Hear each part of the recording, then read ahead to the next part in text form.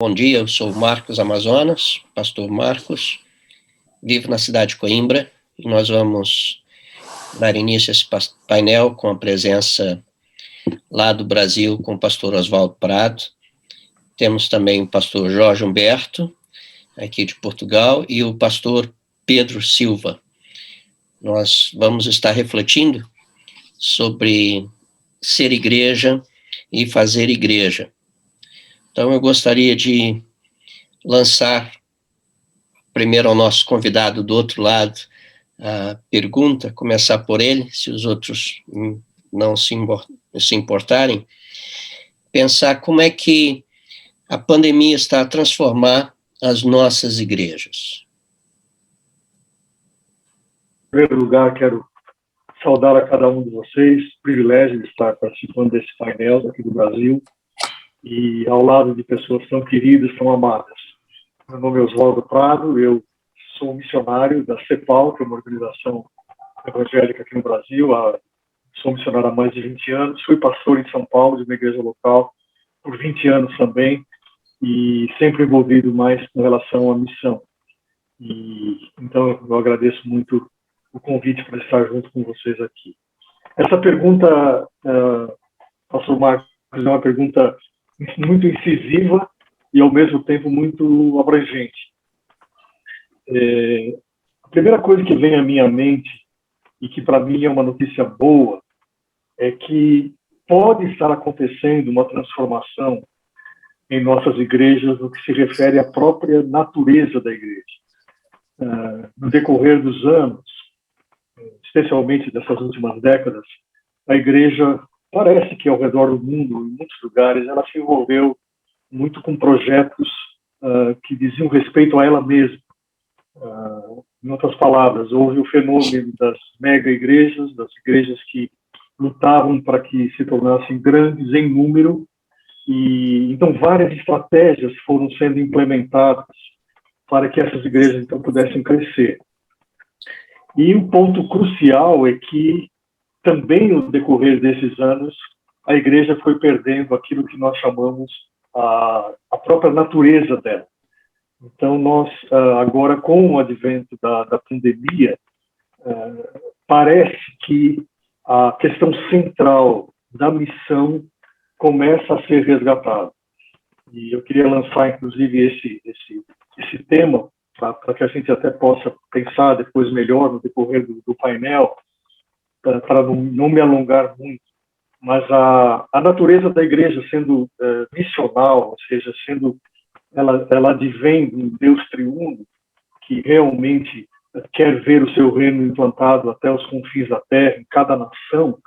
A igreja, então, pode deixar de ser aquela igreja intramuros, aquela igreja que se percebe muitas vezes servindo a ela mesma, como se fosse um reino de amigos, pessoas já conhecidas, e que se esquece que ela é um instrumento de Deus para que a pessoa de Cristo possa ser conhecida. Então eu vejo assim, como um primeiro relance dessa pandemia a transformar a igreja, é que nós podemos resgatar a natureza hoje chamada missional, né, no meu tempo, anos atrás, chamada missionária, e os conceitos às vezes se colidem, mas eles se completam também. Então, dessa forma, eu creio que nós podemos sonhar com uma igreja que, diante da tragédia, diante da crise, diante das mortes, diante de uma situação que nós nunca passamos, ela começa a olhar para aqueles que não fazem parte dela, né? E isso vem para mim como uma confirmação daquilo que um dia o bispo metodista William Temple disse, que a igreja é a única sociedade humana que existe para servir os que não fazem parte dela. Então, eu creio que esse é um ponto que eu gostaria de considerar, pastor Marcos. Ok. E pastor Jorge Humberto, o que nos diz sobre essa realidade, dessa transformação das igrejas nesse momento? Antes de mais, é um prazer estar convosco, estar neste painel. Agradeço o generoso e amável convite que me foi feito e também poder rever alguns amigos. Pastor Oswaldo, não conhecia, é um prazer estar com ele, o Pedro e o pastor Marcos, que já há bastante tempo que também não tínhamos a oportunidade de estarmos juntos e somos grandes amigos. De facto, os dias que nós estamos a viver requerem de cada um de nós uma capacidade de raciocínio, de análise, de autoanálise, de análise daquilo que está a acontecer à nossa volta, e até porque, pela primeira vez na história contemporânea, a Igreja está a passar um problema à escala global, porque há problemas que são específicos de povos, de culturas, de situações geográficas, mas neste caso a pandemia vem trazer uma reflexão à escala global. Isto para vos dizer que, de facto, as sociedades, como nós sabemos, à luz da sociologia, não só são dinâmicas, e as igrejas fazem parte da sociedade, logo as igrejas também têm que ser dinâmicas e são dinâmicas por natureza. Comparando a igreja de hoje com a igreja de há 50 ou 60 anos atrás, nós iremos perceber que as igrejas acompanharam as dinâmicas das próprias sociedades. E não há dúvida nenhuma que a pandemia veio alterar o paradigma clássico que caracterizava a vida das comunidades, a vida das igrejas. Havia um paradigma clássico, que o pastor Osvaldo aqui também já representou um pouco. Nós vivíamos com algumas variantes dentro desse paradigma clássico, só que a pandemia vem pôr em causa esse paradigma clássico, que era uma vida cristã centrada no evento, centrada no espaço, centrada no templo, centrada na liturgia, centrada na programação, centrada em tudo isso. E esse vazio de atividade nas comunidades que a pandemia vem trazer, vem, sem dúvida, alterar o paradigma da praxis da Igreja, da forma como a Igreja vivia. E também esta pandemia está a transformar as nossas igrejas não só de uma perspectiva funcional, mas também de uma perspectiva conceptual. Porque um dos problemas, no meu entender, que nós tínhamos e estávamos a viver e não sabíamos como sair disto, era fazer da vida cristã, fazer do espaço, do lugar do culto, o centro da espiritualidade cristã. Ou seja, nós descentramos o centro da espiritualidade cristã para da pessoa de Cristo, para o espaço, para o culto, para o programa, para o evento. E esta ruptura que aconteceu durante o tempo da pandemia, vem-nos dizer que, afinal, a vida cristã vai para além do espaço, vai para além do culto, vai para além da celebração, vai para além das liturgias, vai para além de tudo isso. E, para mim, essa ruptura conceptual é das melhores coisas que podia ter acontecido, porque nos permite refocar e recentrar outra vez a Igreja naquilo que é o essencial, que é a pessoa de Cristo e, obviamente, reforçando a sua visão missiológica. Eu até acho que a Igreja perdeu a visão missiológica quando se centrou de Cristo. Então, se a Igreja se sentar para Cristo, ela vai restaurar outra vez a sua visão missiológica. Então, não há dúvida nenhuma que esta pandemia veio transformar a Igreja à escala global, veio trazer-nos para um paradigma de recomeçar alguma coisa, de um renascimento. O mito de Sísifo, sem querer agora paganizar os conceitos, mas o mito de Sísifo, ou seja, renascer a partir das cinzas. É interessante a resposta tanto do pastor Osvaldo como do Jorge, porque os dois focam no tema de uma visão missional, o resgate dessa visão missionária ou missional nos conceitos, né? E eu gostaria então de passar a palavra ao Pedro, o que ele acha dessa realidade e que ele pensa. Bom dia, obrigado também pelo convite, e é um prazer estar aqui convosco, juntamente com o pastor Osvaldo, o pastor Jorge Humberto, Marcos Amazonas. Eu creio que quando nós começamos a olhar para o futuro, primeiramente nós temos que olhar para o presente, para aquilo que já está a acontecer na pandemia e a forma como ela está a alterar as dinâmicas das nossas próprias igrejas. Então, olhando para alguns problemas que a pandemia veio trazer, isto é simplesmente fruto da observação, não tenho dados para fortalecer ou para sustentar aqui a minha opinião, mas creio que uma das coisas que foi evidenciada com a pandemia e com o confinamento, com o lockdown, foi que a vida espiritual dos crentes, tal como o Jorge Humberto já tinha dito antes, ela resumia-se a assistir aos eventos, aos cultos da igreja.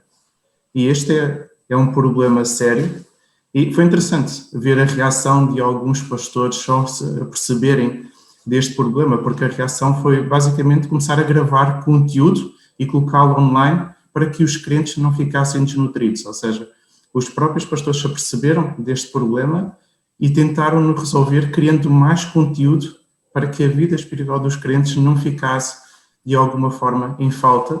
E eu creio que isto precisa de ser reavaliado, ou seja, precisamos de ajudar os crentes a ter uma vida espiritual que vai para além daquilo que a igreja pode oferecer. Ok. Interessante as respostas, porque elas fazem um link umas com as outras e nos projetam para essa outra realidade, dessa visão missional, desse cuidado pastoral, e surge então a questão, o que os líderes devem ter em atenção face a essas transformações, né? Vamos seguir a mesma sequência, então, começando pelo pastor Oswaldo, já pensando nisso, como é que essa visão missional, o que os líderes devem ter em atenção face a essas transformações que estamos a viver? Marcos, essa provavelmente é a pergunta mais difícil de responder, porque nós estamos sem manual, nós não temos nada escrito para saber como seguir. Nós estamos diante de uma situação nova, e quando nós tratamos do tema da liderança, e realmente eu tenho, nesses últimos 20 anos, me cercado mais do treinamento de líderes, capacitação de líderes, eu vejo que eu tenho que dizer com toda humildade que muita coisa que eu tratava perde o sentido, muitas coisas que eram praticamente colocadas como padrão, como sequência de estudo, de treinamento, até de visão, de missão, essas situações passam a ser questionadas. Então, o que fica para mim é que as crises forjam os líderes. Os líderes não são formados, muitas vezes, em situações de tranquilidade, de paz, mas esses líderes não só são forjados para agir, mas são forjados para poder ser chamados para agir no meio das tragédias e das crises.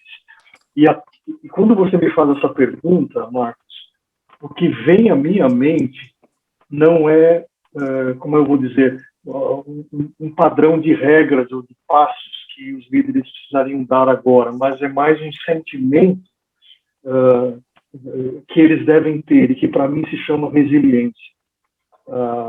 A crise que nós estamos a viver e que poderá ainda se prolongar por um bom tempo, tem feito com que os líderes sejam forjados, repito, dentro desse processo de resiliência, a capacidade de suportar. E nós, como cristãos, na plena consciência de que isso terá que vir através do poder do Espírito Santo, de uma ação sobrenatural de Deus sobre a vida daqueles que estão à frente. Quando eu creio você fala de líderes, nós estamos falando não só de pastores, mas os líderes em geral, aqueles que estão a cuidar de ministérios, de crianças, de jovens, enfim, de seniors, de pessoas de mais idade. Então, eu quero só dizer uma coisa que às vezes passa despercebido. O líder resiliente, ele passa a agir em primeiro com o coração e não com a razão. Normalmente nós temos a ideia de que a pessoa muito bem formada, com muitos cursos, ela se torna aquela pessoa preparada para liderar. Nesse caso, eu creio que não. Nós vamos ter que ter líderes resilientes que ajam com o coração, que amem como Jesus amou, que sintam a dor do próximo. Os ministérios de compaixão, de misericórdia, crescerão assustadoramente no meio das igrejas. E os líderes terão que agir a partir do coração. E fazer isso com uma sequência, com um trabalho que vai perdurar. Pessoas sem trabalho, pessoas sem comida em casa, esses líderes precisarão estar muito, muito atentos a isso. E esses líderes terão que, em segundo lugar, e eu concluo essa resposta, não ter pressa para ter as respostas. Esses líderes terão que ter a capacidade de esperar. de poder ouvir, não só as pessoas que estão a liderar, mas a voz de Deus, porque as respostas, não, repito, não estão prontas. Nós precisamos ouvir na medida em que essas situações forem sendo implementadas e a igreja voltando a ser igreja, entre aspas, presencialmente ou virtual. Mas a figura do líder resiliente, para mim, será o aspecto principal, Marcos. Ok. Pastor Jorge Humberto. Eu vou abordar esta questão partindo da minha experiência durante este tempo de pandemia que já estamos a viver lá há um ano. Fez no domingo passado um ano que nós iniciamos as nossas celebrações online. E quero-vos dizer que eu levei uma semana sem ter uma celebração online, porque nós fechamos a igreja no segundo domingo de março. No segundo domingo, exatamente, já não tivemos, só tivemos celebração online no terceiro domingo de março. E aquela segunda semana, foi uma semana para mim complexa, porque eu tive que arrumar a minha ideia, tive que perceber o que estava a acontecer à minha volta, tive que fazer leituras concretas e objetivas, porque num momento, e vocês lembram-se disso, num culto, num domingo, tivemos todos juntos, até foi o culto de ceia, uma celebração fabulosa. Não nos passou pela cabeça que no domingo a seguir nós não iríamos ter celebração e nem saberíamos quando é que nós iríamos voltar a ter celebração. Isto do ponto de vista da liderança é alguma coisa impressionante, alguma coisa que ninguém estava à espera. Então eu levei uma semana pelo menos para me centrar, para me perceber, para fazer leituras, para ver o que é que estava a acontecer à minha volta, o que é que os outros estavam a fazer. E há uma coisa que assaltou o meu coração. A minha grande preocupação sobre a resposta a dar, não passava sobre dar conteúdos às pessoas que faziam parte da comunidade, mas dar conteúdos às pessoas que não faziam parte da comunidade, uma vez que eu ia partir para uma celebração online. E a nossa celebração online começou de uma forma muito interessante. Eu vou ser muito sintético nisto, muito breve. Eu gosto de fazer mountain bike, bicicleta de montanha, estava a fazer bicicleta e recebi um telefonema do Presidente da Câmara. E o Presidente da Câmara disse-me assim: pastor, as igrejas vão estar fechadas, agora há uma coisa que não pode acontecer. O povo não pode ficar sem fé, o povo não pode ficar sem ser alimentado. Por isso, o meu amigo, resolva o problema com o Padre Abílio, vão falar com o Jornal da Cidade, que eu já falei com o Jornal da Cidade, a Câmara paga tudo e os meus amigos vão fazer as transmissões online. Então eu ia fazer uma transmissão online. Ia falar para centenas, milhares de pessoas que não tinham nada a ver com a comunidade. E também ia falar para pessoas da comunidade. Então, o meu conteúdo não foi a pensar nas pessoas da comunidade que já conhecem Deus, mas foi a pensar nas pessoas da comunidade que não conheciam Deus. Logo, a minha linguagem, o meu discurso, o meu pano de fundo psicológico foi completamente diferente. E talvez tenha sido por isso que provavelmente nós fomos das igrejas em Portugal que mais visualizações online tivemos, até o dia de hoje. Porque, de facto, eu falei temos uma linguagem que as pessoas entendem. E com base nisso, eu gostaria de concluir só com uma coisa. Há um livro que é muito antigo, eu vou passar a mostrar, há um livro que é muito antigo, e eu de repente peguei nele há umas semanas atrás e voltei a lê-lo. E o John Stott diz uma coisa muito interessante na contracapa. Aprenda a ouvir o mundo do jeito que Deus ouve. Aprenda a ouvir a voz de Deus apesar do barulho ao redor. E este livro continua muito atual, porque o que John Stott diz, em suma, é isto mesmo. Se vocês querem ter respostas objetivas para os dias que estão a viver, então vocês têm que ouvir o mundo. Mas depois de ouvir o mundo, vocês têm que ouvir a voz de Deus, partindo do princípio que Deus sempre nos guia na direção certa em relação aos desafios que nós estamos a viver. Então isto para vos dizer que eu, enquanto líder, a minha grande preocupação foi fazer uma leitura do que estava a acontecer à minha volta. A minha preocupação primária não foi alimentar a fé dos irmãos da comunidade, porque essas pessoas são pessoas com insights próprios, com dinâmicas próprias, mas foi pensar na oportunidade que eu ia ter de falar para milhares de pessoas, através do Jornal da Cidade, que estavam sem esperança, desanimadas, estavam completamente partidas, viviam na incerteza, e isso fez com que muitas pessoas... Nós tivemos cerca de 3.500 visualizações numa só celebração, e muitas pessoas mandaram mensagem, a agradecer, e hoje continuamos exatamente com o culto online. Isto para dizer também que quando voltamos às celebrações presenciais, nós não acabamos o culto online, porque a minha visão como líder é ganhar a cidade, ganhar as pessoas que não conhecem Deus e não propriamente alimentar as pessoas da comunidade.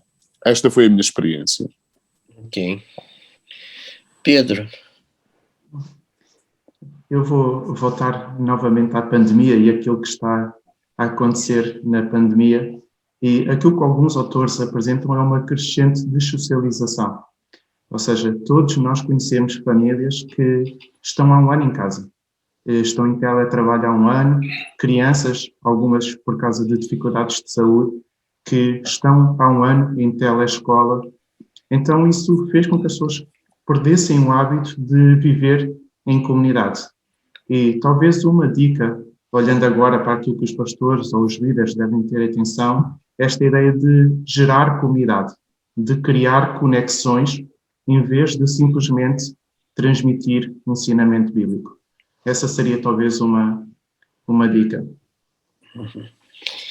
Obrigado. Eu vou só fazer um pedido que possamos ser mais sucintos por causa do nosso tempo nas respostas, mas eu gostaria também de, pegando as vossas respostas, Pedro disse criar comunidade, pastor Jorge Humberto falou de escuta, pastor Oswaldo falou de resiliência e espera. O caminho interessante, não é? Do cuidado do outro. E eu lembro Camilo de Leles, que dizia que nós precisamos ter mais coração nas mãos. E esse é o grande momento. Mas, olhando também para esse grande momento, crise, ela é também oportunidade. Então, quais os principais desafios e oportunidades para a igreja no pós-pandemia? Porque nós esperamos que ela termine. Não vamos ficar na pandemia, temos que olhar para o pós. Então, quais são os desafios e as oportunidades para a igreja no pós-pandemia? Pastor Oswaldo. Esse é um tema abrangente, a gente poderia enumerar várias situações, mas eu quero elencar duas ou três. A primeira delas, dizer que essa semana eu estava a conversar com o pastor Sidney Costa, da Igreja Batista de Alphaville, uma igreja de, quem sabe, 6, 7 mil membros, que alguns conhecem, e ele dizia: Oswaldo, eu estou reunindo aqui alguns milhares de cestas básicas para levar para uma cidade chamada Aparecida do Norte, que provavelmente Marcos e outros conheçam, que é a cidade sede da Nossa Senhora, né, daqui do Brasil. Essa cidade hoje tem 80% das pessoas sem trabalho, 80%. E então ele está fazendo todo um mutirão para levar exatamente aquilo que o pastor Jorge falou, para alcançar aqueles que não fazem parte da igreja. Grande oportunidade de dar o testemunho. E ele ontem enviou as fotos, alguma coisa, ali eles deixaram milhares de cestas para uma cidade que está sem trabalho. Então a ação diaconal, ela vai se incrementar, é uma grande oportunidade. A outra área, que eu diria, é a área emocional. As igrejas terão que ter um olhar muito mais inclinado para o cuidado emocional, e eu estou a dizer especialmente das famílias. Os casais se separaram, o número, pelo menos aqui no Brasil, de divórcio aumentou de uma forma exponencial, as lutas entre pais e filhos, enfim, as famílias se desestruturaram em grande medida. E a igreja tem essa oportunidade de fazer esse cuidado, quem sabe não tanto a partir do pastor, mas também do pastor, mas daqueles que conhecem a ciência das terapias, que podem, homens e mulheres cristãos que poderiam dar esse apoio. E, finalmente, só mais um ponto que eu queria dizer, é que eu tenho lido muito sobre Alan Hirsch, na área de missiologia, o missiólogo australiano, e semana passada eu tive um encontro online com ele, falando com alguns pastores, e ele dizia que nós vamos ter que recalibrar a igreja. Aquilo que você faz com o pneu do seu carro quando ele está baixo. Então, ele dizia que nós temos que resgatar, o pastor Jorge falou isso, a figura de Jesus, nós vamos resgatar o discipulado, muito forte, a questão da missão, aquilo que eu já tratei no início, e a nova forma de ser igreja. Então, esses 4 essas 4 áreas seriam o foco de atenção de uma possível recalibragem da igreja, mas todas elas vistas, Marcos, como oportunidades. Pastor Jorge. De facto, o nosso tempo é muito complexo e estamos mesmo a precisar de criar fóruns de discussão destas questões que são muito pertinentes e são muito interessantes. Para mim, há várias questões aqui. Uma delas, que pouca gente fala disso, mas toda a gente está consciente disso, é que nós precisamos de voltar outra vez a convencer as pessoas da necessidade de terem um vínculo com a comunidade ou dos cultos presenciais. Porque há muitas pessoas que, de facto, devido a esta oferta online, acabaram por perder o interesse pela presença ou pelo culto presencial na comunidade, quando são duas coisas completamente distintas. E há pastores que, depois do período de confinamento, começaram a sentir essa dificuldade. Pessoas que há um ano que não voltaram às comunidades. Vão trabalhar, fazem a sua vida, vão às compras, nada oferece perigo, mas parece que vir à igreja é correr um risco, quando isso não tem nada a ver com correr um risco, tem que ver com alguma coisa do ponto de vista conceptual que se foi ajustando na mente das pessoas e que as pessoas acabaram por perceber, bom, eu posso assistir online, então não faz sentido ir à comunidade. Então há aqui um trabalho que os pastores vão ter que começar a fazer no sentido de fazer perceber às pessoas que a presença na comunidade é o cerne da igreja, é o ADN da igreja, é fundamental para a igreja. E concluo só com este exemplo. Nós começamos as nossas celebrações online na semana passada. Na outra semana eu falei com vários irmãos e vários irmãos conseguem fazer este paralelo. Pastor, online tem sido muito bom, tem sido uma alegria, mas tínhamos tantas saudades e temos tantas saudades de estarmos juntos. Então há aqui este desafio que vai ser enorme, que é voltar a convencer as pessoas que a presença é determinante e fundamental para ser igreja, a pertença. Pastor Pedro. Entrando aqui um pouco nos desafios, depois podemos falar das oportunidades um pouquinho mais à frente, mas eu creio que os grandes desafios eles centram-se essencialmente na mudança de paradigmas que nós, líderes, vamos ter que enfrentar. Os velhos paradigmas que nós crescemos vão ter que, de alguma forma, ser recalibrados, tal como disse o pastor Osvaldo. Então, acho que o primeiro é o que é a igreja. E acho que esta tentativa que muitos líderes certamente vão tentar percorrer de colocar tudo a funcionar da forma como estava no pré-pandemia, com ministérios, com departamentos, com reuniões, tudo feito nas instalações da igreja, será um caminho extremamente frustrante e penoso. Absolutamente. O segundo paradigma é onde é que a igreja se reúne. E acho que insistir na ideia de a igreja só se reúne no templo para as suas diversas atividades e tentar criar este clima de, como é que eu posso dizer, está-me a faltar a palavra, de divergência, incompatibilidade. Isso. Este clima de que quem está no templo é mais santo do que aqueles que assistem online será um caminho que trará muitos problemas. E em terceiro, quem pode fazer o quê? Esse será o terceiro paradigma que precisa de ser mudado. Porque os membros das nossas igrejas assistiram a outros cultos, assistiram a outras iniciativas realizadas por outras igrejas e vão querer implementar algumas destas ideias nas suas próprias comunidades. Há pastores que acham que isso não encaixa na estrutura que foi idealizada por eles e que irão desaproveitar essa criatividade. Existem aqueles que vão conseguir potencializar essa mesma criatividade. Então, diria que esses seriam, talvez, os paradigmas que teriam que ser mudados. O que é a igreja? Onde é que a igreja se reúne? E quem pode fazer o quê? Que grandes desafios, né? E como diz uma canção, eu gosto de usar muito música sempre nas coisas. Há uma canção brasileira antiga que diz que nada será como antes.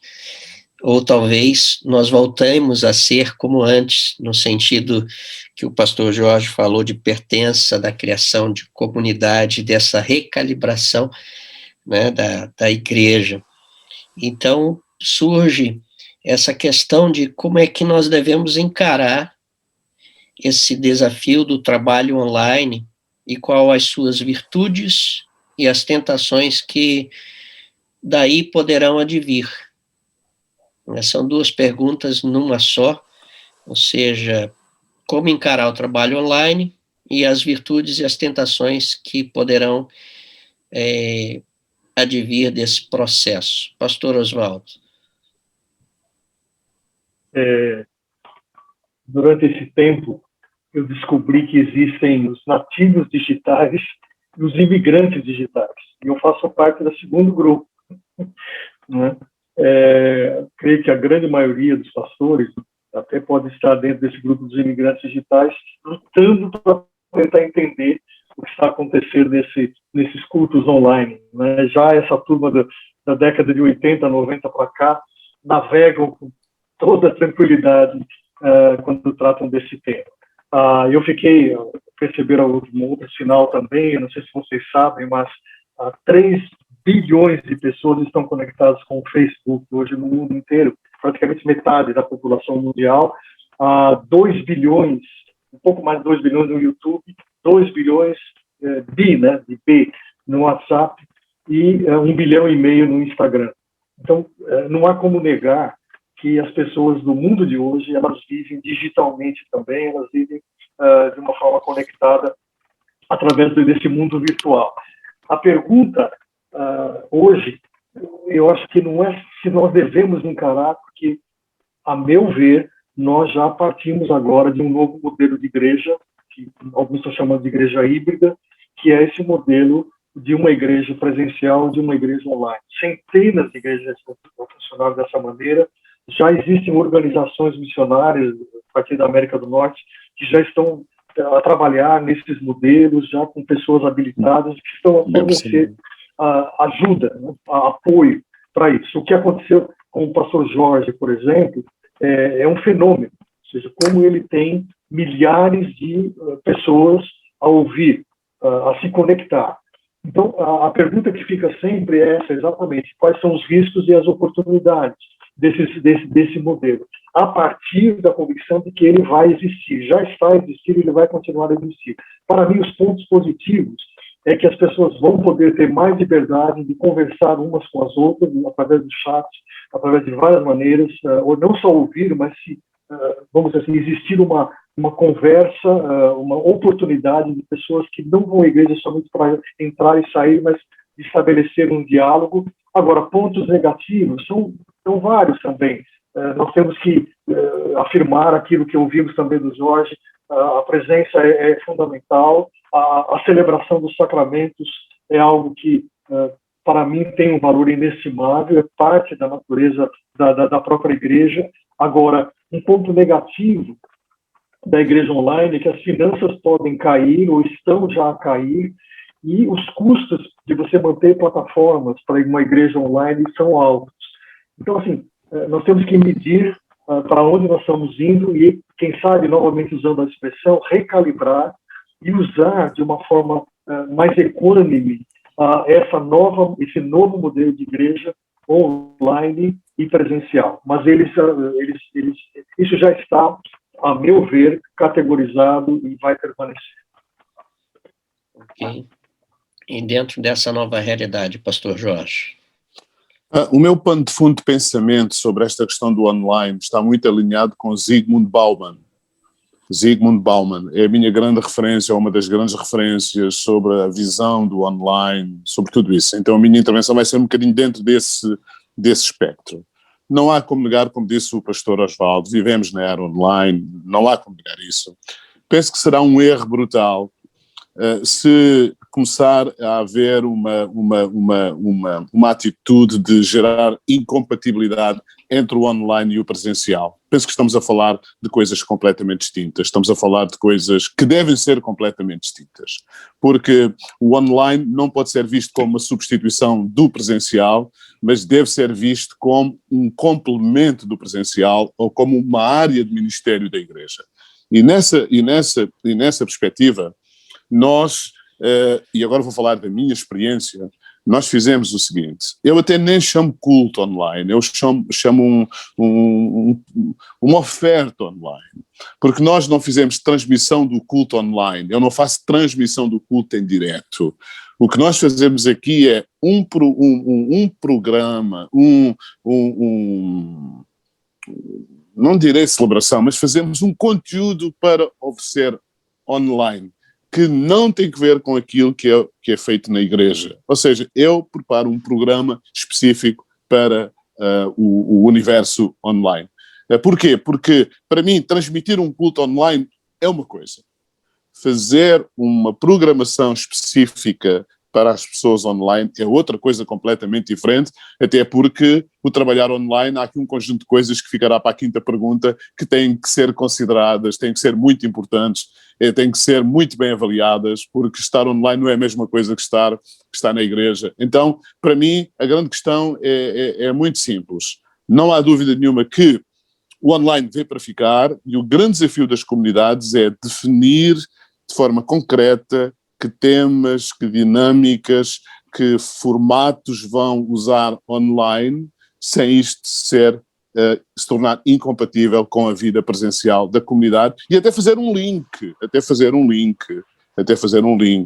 online com a perspectiva de que a pessoa depois, um dia, esteja presencial. Então, acho que será um erro se houver aqui uma incompatibilidade, estou com o Pedro, será um erro se as igrejas, assim que voltarem ao presencial, acabarem com o online. Eu acho que esse será o maior erro de todos que as igrejas poderão fazer, e espero que não o façam. Ok. Pedro. Sim. Agora vou começar um pouco pelas virtudes, contrariando aqui um pouco o espírito português.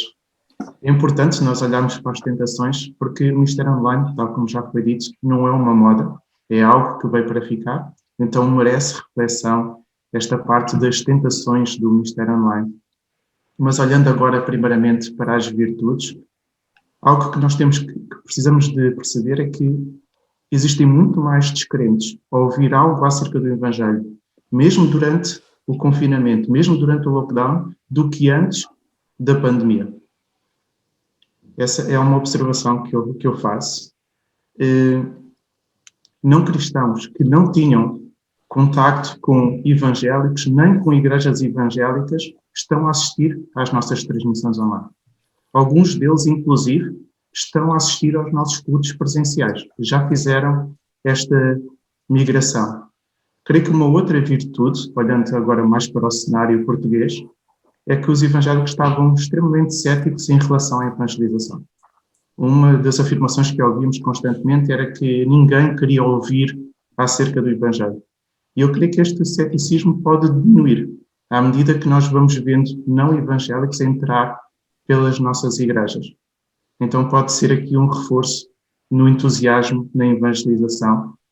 E creio que um quarto ponto é que a igreja evangélica aqui em Portugal ela é vista com muita desconfiança por parte dos portugueses, e talvez os cultos online sejam uma possibilidade de estas pessoas olharem através da janela antes de entrar pelas nossas portas. Ok. É muito interessante, e só sei que o nosso tempo voa, mas eu gostaria de pegar só uma parte do que o Pedro disse, pastor Pedro disse, que volta-nos para o princípio da realidade missional, não é? Que a igreja está se redescobrindo como comunidade missionária, como comunidade também cuidadora, e isso é muito, muito importante. Mas quando nós estamos percebendo esse painel, e o tempo voa, infelizmente, que dá vontade de continuar aqui, e conforme eu vou fazendo aqui apontamentos, com vontade de gerar outras perguntas, mas muito preocupado com o nosso tempo, o que nós podemos recomendar, ou qual a recomendação ou recomendações para os líderes que estão a ouvir este painel, diante dessa realidade de pandemia, pós-pandemia, o que nós podemos recomendar para eles? Pastor Oswaldo. Um dos pontos positivos, Marcos, que eu estou a perceber durante esse tempo é que o clericalismo se enfraqueceu. Nós passamos a perceber que toda essa estrutura pesada, né, hierárquica da igreja, que vem a se fortalecer a cada ano, a cada momento, ela começou a criar algumas rachaduras, benditas rachaduras, porque hoje as pessoas passaram a perceber que todos podem orar, o chamado leigo pode pregar. Então, quando eu estou a tratar da recomendação para os líderes que estão nos ouvindo, eu estou aqui prioritariamente a incluir esses que não fazem parte dessa casta sacerdotal, que às vezes ficam acima dos pobres mortais, né? Nós usamos prenomes, né? Pastor, eu sou presbiteriano, chamo de reverendo, nós somos humanos, nós somos pessoas, nós temos nomes. E eu queria então deixar assim, que para os líderes que estão nos ouvindo, que vocês sejam pastores, não sejam gerentes, que vocês sejam homens e mulheres que cuidem do coração das pessoas, né? Nós podemos planear, nós podemos criar situações de estruturas, e isso é benéfico sob alguns aspectos, mas agora a igreja precisa de pastores da alma. Os gerentes, por gentileza, fiquem à margem durante esses próximos tempos, porque nós queremos ver pessoas que chamem outros para vir ajudar. E eu concluo lembrando das palavras de Neemias, quando está a reconstruir os muros de Jerusalém, e ele diz para os seus amigos: vocês estão vendo, vocês se lembram do texto, vocês estão vendo a situação terrível que nós estamos? Vocês estão vendo a situação terrível? E é exatamente o que nós estamos a viver. Jerusalém está em ruínas. E a palavra de Neemias para os líderes era: vamos reconstruir. E eu quero deixar essa palavra para você como líder que está nos ouvindo. Faça parte dessa reconstrução. Não está nas mãos dos chamados sacerdotes ou líderes, pastores. Também está nas suas mãos. Porque somente juntos, em trabalhos de cooperação, nós conseguiremos resgatar novamente esse corpo de Cristo, machucado, de luto, sangrando, mas que precisará da sua ajuda para que ele possa ser bênção para os povos da terra. Pastor Jorge. A minha recomendação segue dentro da lógica que nós temos vindo aqui a desenvolver, que tem que ver com esta questão da pandemia, com esta questão do online, com esta exposição que, entre aspas, fomos forçados a ter, e ainda bem que assim foi. Eu costumo dizer que nós, enquanto igreja, progredimos mais em termos de visão online em 6 meses, de forma forçada, do que progrediríamos em 20 anos, se fosse de forma mais espontânea, digamos assim. Então, o que eu recomendaria aos líderes, e o Pedro falou nisso, é que, de facto, nós cruzamos um novo paradigma, há um novo paradigma, e voltar outra vez, ficar à espera que a pandemia acabe para voltar outra vez ao mesmo formato de que tínhamos antes da pandemia, é uma negação daquilo que aconteceu e é perder uma grande oportunidade. Então eu aconselhava aos pastores, uma vez que agora nós já temos um percurso feito em termos do online, a terem conhecimento da linguagem online, porque a linguagem online é uma linguagem muito própria, a terem conhecimento dos conteúdos online, do tempo online, do formato online. E eu não tenho dúvidas que nós temos gente, a nossa rapaziada mais nova, são especialistas nestas coisas, têm outro olhar sobre essas coisas. Eu dou graças a Deus por estar rodeado de pessoas que percebem disso, entendem disso. A minha própria filha é uma especialista nisso. E então, perceber que um culto, uma celebração online, uma apresentação online, há um tempo aceitável. E porque nós também somos consumidores online. Eu também sou consumidor online. Por muito bom que um orador seja, se eu olhar que ele está lá para uma palestra de 1 hora, meu amigo, eu levo a maior parte do tempo a andar para a frente. Isto significa que 1 hora não é um registro para uma celebração online. Se eu estiver num determinado contexto e vir determinadas palavras a serem usadas, eu tenho que perceber que há um léxico, há um vocabulário que eu não posso usar, que faz sentido usar na igreja, mas fora da igreja não faz sentido usar, online não faz sentido usar. Então eu até encorajaria a Aliança Evangélica, as organizações de igrejas, a promoverem ações de formação sobre como entender a linguagem online.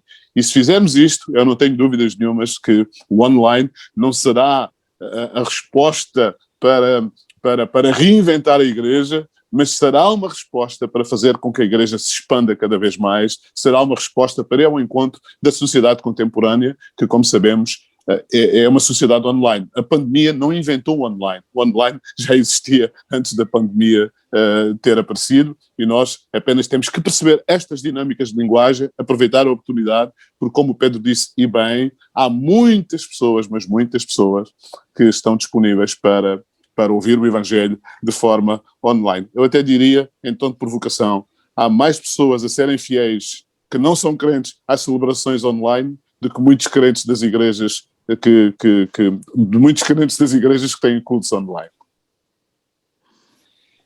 Pastor Pedro. Eu diria algo bastante simples e direto. A pandemia mexeu muito com as nossas emoções, e isso também se traduz na forma como nós lideramos. Então, talvez a recomendação seria não entrar em desespero, não está tudo perdido, mas também não esperar até ao fim da pandemia para começar a fazer alguma coisa. Há pequenos passos que podem ser dados desde já. Então, essa seria a minha recomendação.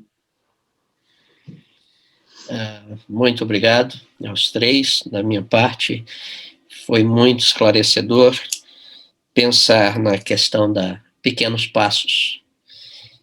E como o pastor Pedro falou, não desesperar, lembrei logo Ivan Lins, desesperar jamais, aprendemos muito nesses anos, né? E não entregar o jogo no primeiro tempo.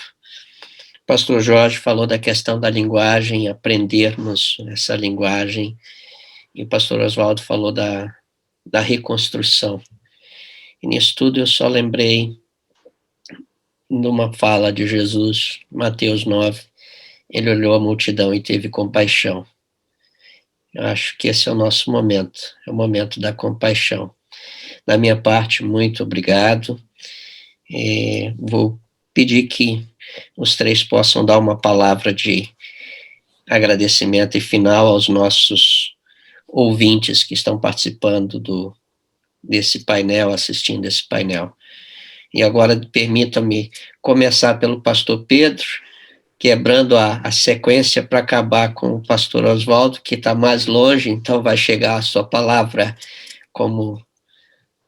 Por favor, pastor Pedro.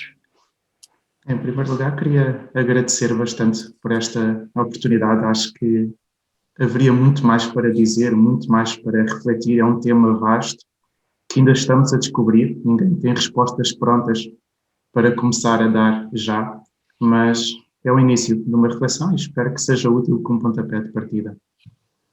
Okay. Pastor Jorge. Eu agradecer o convite generoso que me foi feito para partilhar algumas das minhas experiências e também um pouco do meu pensamento. Obviamente que dentro de um espaço de tempo muito curto, e como o Marcos estava a dizer há pouco e bem, cada pergunta, cada resposta levanta outras perguntas que, por sua vez, darão origem a outras perguntas. Isto para dizer que nós estamos num mundo em aberto, estamos numa série de situações em aberto, mas o meu desafio é que nós, pastores, nós líderes, não tenhamos medo de refletir sobre as questões, porque é na reflexão sobre as questões que nós iremos perceber as oportunidades que nós temos à nossa frente, é na reflexão sobre as questões que nós iremos quebrar preconceitos, é na reflexão sobre as questões que nós nos iremos encontrar a nós próprios, porque isso é fundamental, e é na reflexão exatamente que nós vamos encontrar os insights necessários para fazer face aos desafios que estão à nossa frente e que serão bastantes no futuro. Pastor Oswaldo. Palavra também de gratidão pelo amável convite, um privilégio. Eu tenho sangue português correndo nas minhas veias, eu digo isso sempre, sou neto de português, e o Prado parece que prova isso também. Então eu tenho um carinho muito especial pelos irmãos queridos aí. E agradeço então o convite. E repito, o que nós oferecemos aqui são algumas pinceladas daquilo que pode vir a acontecer, de ser e fazer igreja depois da pandemia.